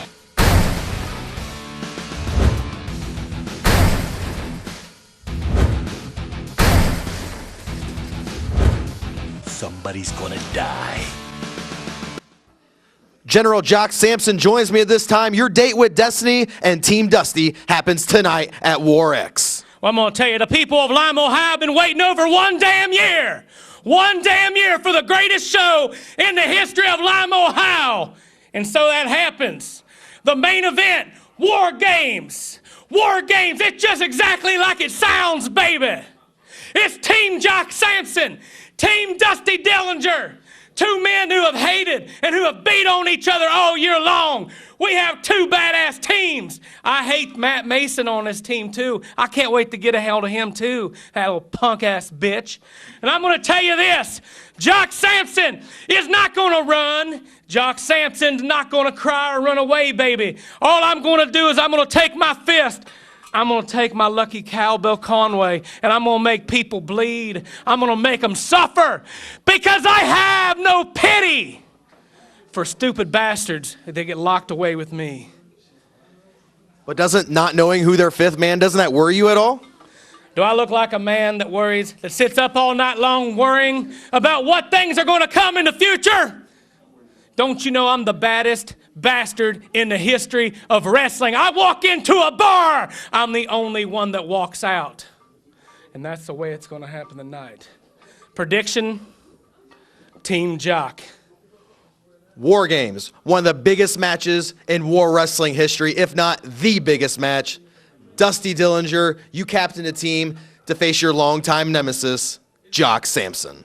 Yeah, that's right. And you know what? I heard Jock Sampson doing his thing. He was screaming and yelling and getting all excited, and I'm pretty calm because I have faith in my team. We got Matt Mason, we got Cody Hawk, we got Apollo Star, and then we got that other guy. You got to give me a hint, Dusty. Who is the fifth guy? Come on. He's a friend of mine, and we used to tag back in the day, and that's all I'm going to say right now. But Jock Sampson, you get your little team of misfits together. We'll meet you in the ring. All the talking's done. The only thing left now is the fighting. And at the end of the day, it's going to be Team Dusty making all of you tap out like the little bitches you really are. Co-main event time number 2 here at War X. Time-tested, fan-approved. This match is going to have a ton of casualties as Dusty Dillinger starts off the choice of Jock Sampson to start this match. But the question is, will Dusty Dillinger be one of those casualties? Well, it's hard to say in a match with this with so many men in here. And as the rules were stated before, 2 men start of the ring. Every 2 minutes, another man enters until all 10 men are in the cage. And then the match, of course, can only be won by a submission.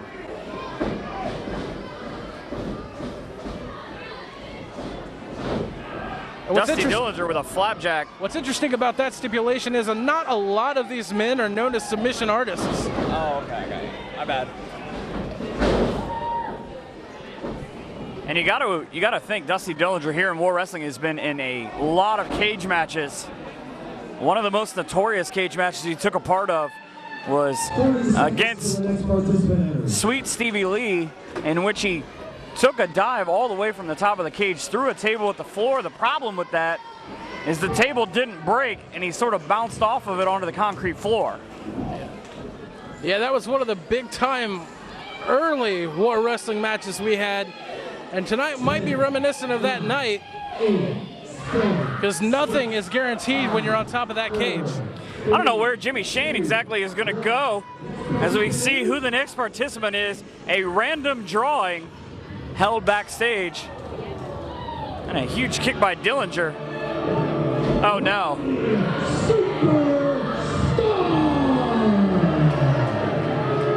One of the biggest traitors in War Wrestling history, the former half of the War Tag Team Champions and the High Def Supernovas, that dastardly Robbie Starr, calling himself Robbie Superstar now. Well, Robbie Starr now is in there in the ring. He's coming to the aid of his 8th best friend, Jimmy Shane. And the president of his fan club.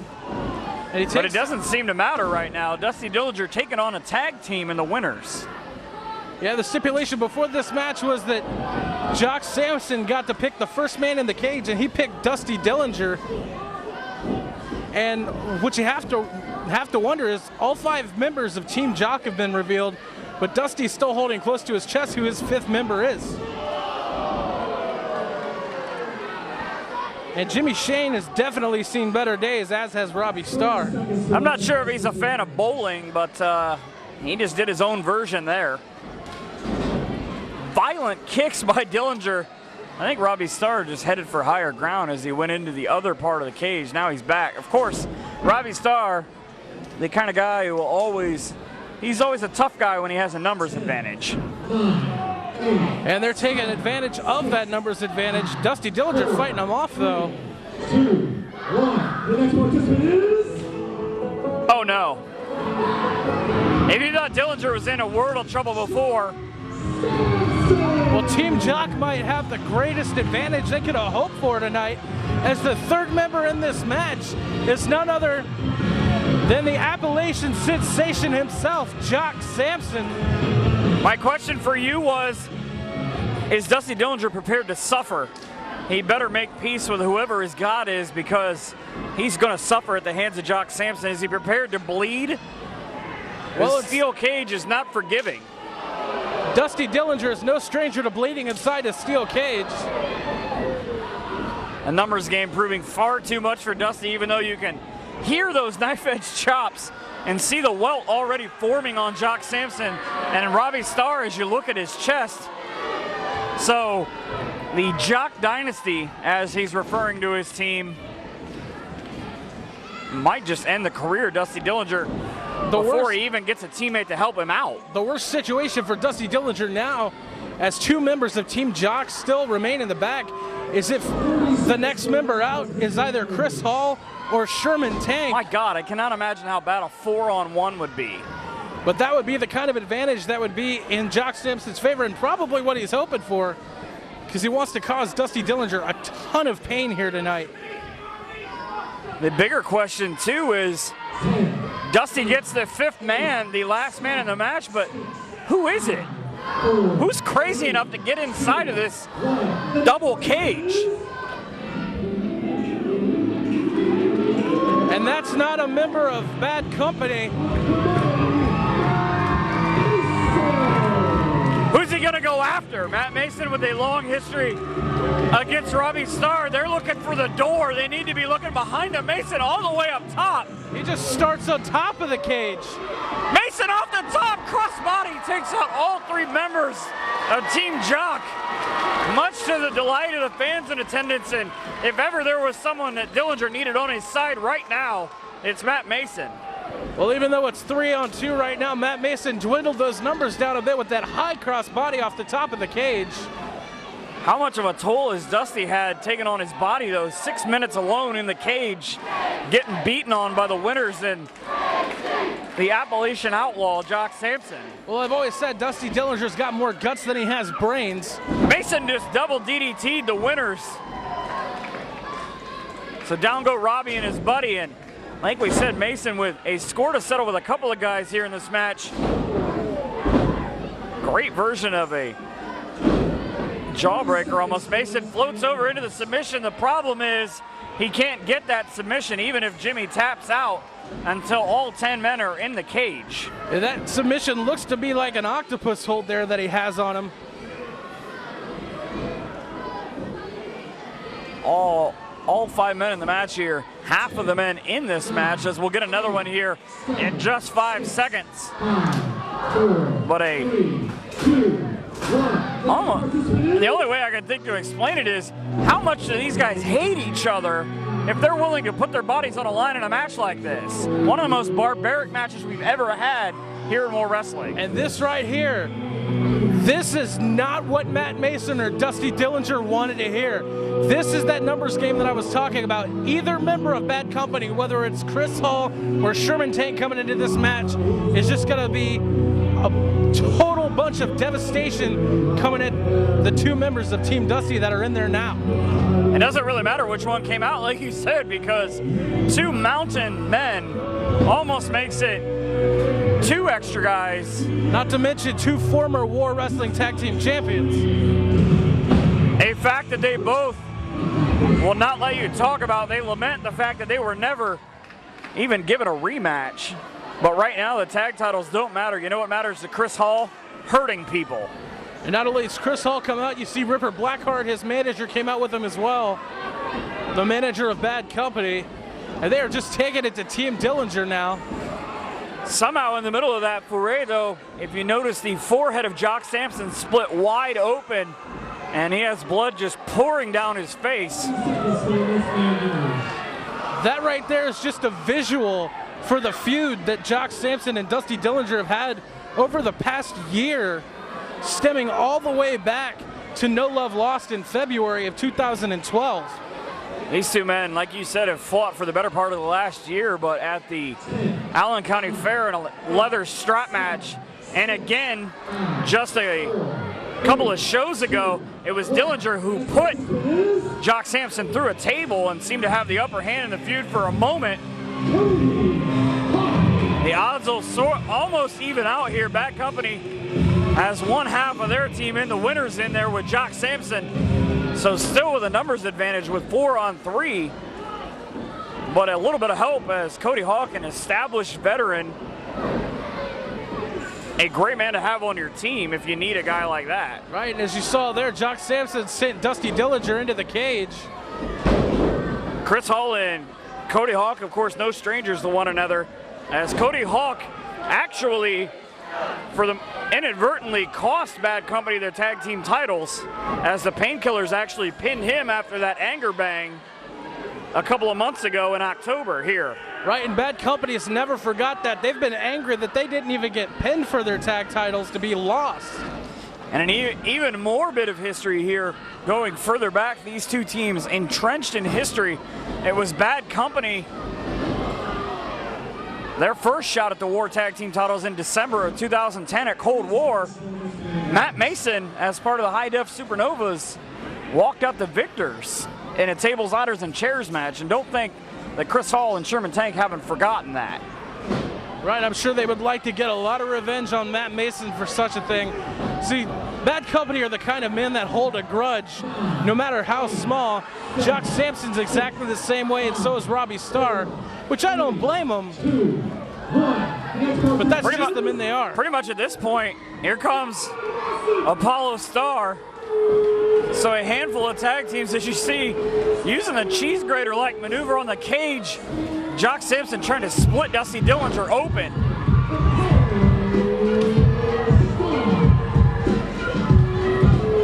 Sort of broken down to two different fights. You've got the tag teams squaring off in one ring, and the long-running feud of Jock Sampson and Dusty Dillinger just continuing to do anything to each other that they can to get an upper hand in the other ring. And if you notice, this match is so huge. With two rings, we had to have two referees in there just to call the action. Down goes Jock Sampson. Apollo Starr, not a guy you want to let get away from you with that martial arts background. Knows a lot of submissions as well, so sort of one of the favorites to walk away and help his team win this match. Absolutely. Apollo Starr, also a former War Wrestling heavyweight champion in his own right. As Chris Hall working him over. Cody Hawk down in the corner. Robbie Starr stole Cody Hawk's bandana and is now choking him with it. Robbie Starr threatening the crowd, as only he can do, I guess. Well, if you notice, if your count is the same as mine, Dusty Dillinger's got all four revealed men of his team in the ring. Right now, all that's left is his fifth member that we don't know who it is, as well as Sherman Tank for Team Jock. And you're about to see Sherman Tank, as we know that the last man in the match will be whoever the extra man is for Team Dillinger, but at this point it really doesn't matter. What the hell is Dusty Dillinger doing? Walks the ropes, diving headbutt, went from one cage to the other as Mason and Apollo Starr double teaming Chris Hall. Might as well get it in while you can. And right there is probably the biggest, baddest man on Team Jock. A huge behemoth of a man in Sherman Tank. It's just one angry mass of humanity. The weight advantage obviously going to Team Jock, but the experience advantage you would think would go to Team Dusty, especially there's a lot of men in this match. Sherman Tank, Matt Mason, Apollo Starr. A lot of these men have been in a War Games before in OCW on the same side, on different sides, and they know how to utilize that cage. And that's what's very sick about a type of match like this, when someone knows how to use a cage as a tag team partner, as it were. That's when things start becoming dangerous. This War Games, of course, wouldn't really be possible. It's been huge spine buster by Tank. Sort of flattened Apollo as Mason runs the ropes, but this War Games has been, wow. Every time I turn around, Tank is laying somebody out. 10 years in the making, Ripper Blackheart responsible for bringing this sadistic match to War Wrestling. And I can't think of a better match to have for the end of the night.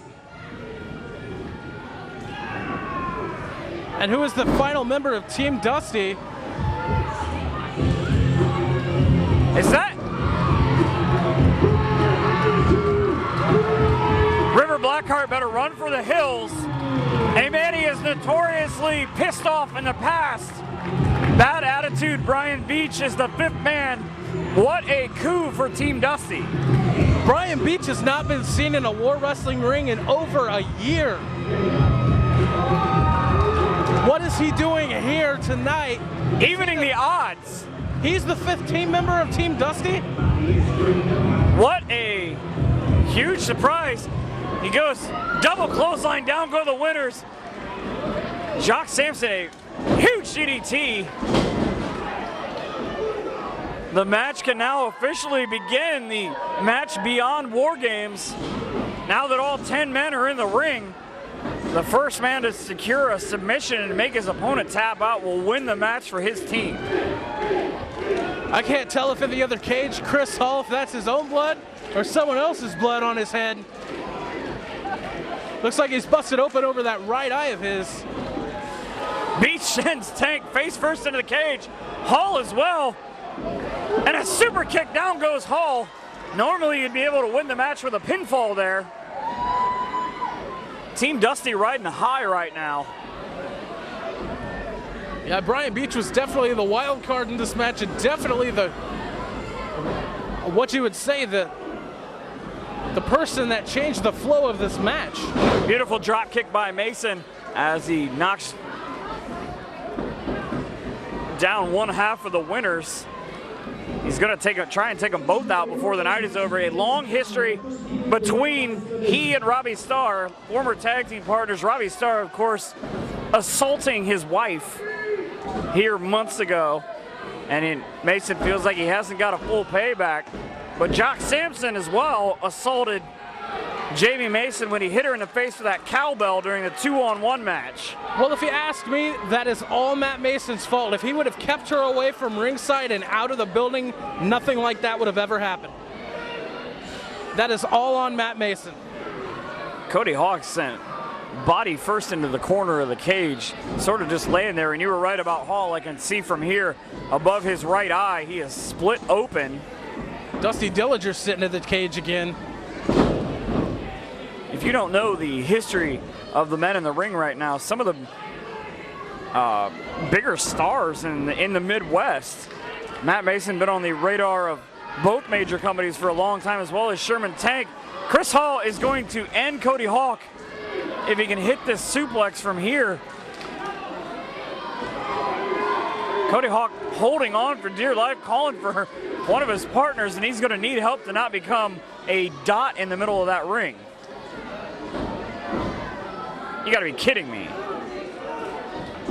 And fall Chris away Hall slam. hits it. Over in the other ring, Poison Apollo Star. Fall away slam from Chris Hall. It makes a puddle out of Cody Hawk, who is all the way down in the middle of the two rings now. We talked about Brian Beach being the wild card, but there is one other wild card in this match, and it's that bearded freak down there on the outside, the manager of Bad Company and sort of the, I guess, the mascot of Team Jock, and Ripper Blackheart. Well, it's just apropos that Ripper Blackheart is here during a match that's 10 years in the making, that he's been trying to bring the War Wrestling. So I think he has every right to be out here. Jimmy Shane, the youngest member of either team, showing that he can play with some of the big boys as former OCW and War, well, champions every belt you can imagine. These guys collectively have won them. And what's incredible to note is this is No Shame Jimmy Shane's rookie year. This is still his first year in a wrestling ring. So he has come this far as to main event tonight's show. Just imagine where they could take him in the future, especially with great company like Robbie Superstar. There it is, the confrontation we've been waiting for as Mason continues to just pummel Robbie Starr. He's probably not feeling too super right now. Brian Beach sitting in the cage, as well as Cody Hawk. Both men worse for wear off of that one.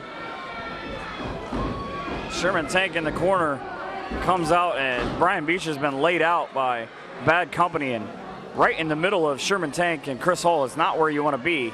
And especially if you're someone who hasn't been in a match as long as Brian Beach. Matt Mason to the top rope in the other cage.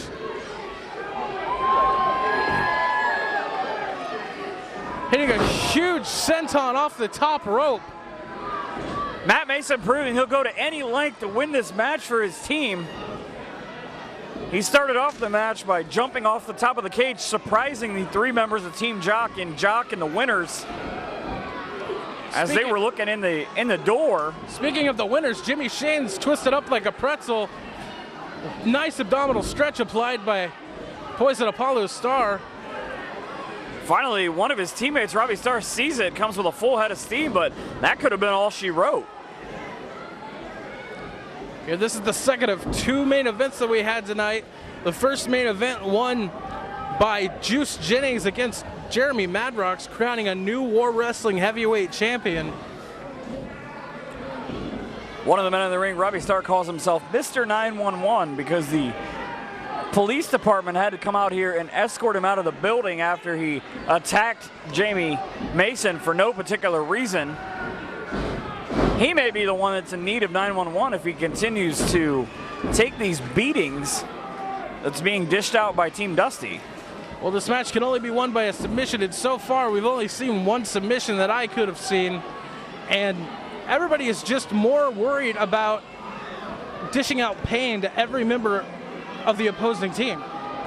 At least 3 of the men right now in this match bleeding, as Cody Hall got cut a couple of minutes ago. Chris Hall, and you've seen the blood streaming down the face of Jock Sampson throughout this match. He's been bleeding for a good 10 or 12 minutes. And here's a good question for you. Just as Team Jock had the numbers advantage in the beginning of the match, if the momentum is just right, one of these teams, it could turn into 5-on-1. You're exactly right, and you saw a huge super kick as Mason hit one earlier. All it'll take is a couple of those and then that gas chamber from Apollo Star, and this one could be over. See Brian Beach coming over from one cage into the next. He's busted wide open. Taking it to Sherman Tank. Dusty rudely thrown from one ring to the other by Jock Sampson. Smart idea, though. Good ring awareness by, he calls himself the General Jock Sampson, to utilize where not a lot of other men are, but he was cut off by Matt Mason, a man with a similar plan, as Mason doesn't care who it is, Jock, Jimmy, Robbie, he just wants to inflict pain on them for what they've done to his family. And it's absolutely smart of Jock Sampson to be isolating someone in a single cage by himself, because that just makes the other team have to run that much further just to break up the submission. Hall's face bouncing off the cage multiple times. Apollo Star sort of getting the advantage. I see Tank down in the middle of the ring as well. Beach, I think Beach just spit in Ripper Blackheart's face on the outside. Can't say I blame him. Jock Sampson just showing his disdain for this Lima crowd as he's laying in the right hands on Dusty Dillinger. Biggest show in company history, 10 years in the making. War X here from the UAW Hall.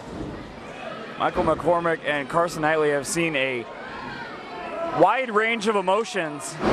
The return of the Michigan Invasion, Caden Assad keeping his OCW championship, new tag team champions in the Scarbonis finally getting over the hump, but we've never seen anything as violent and as insane as this match.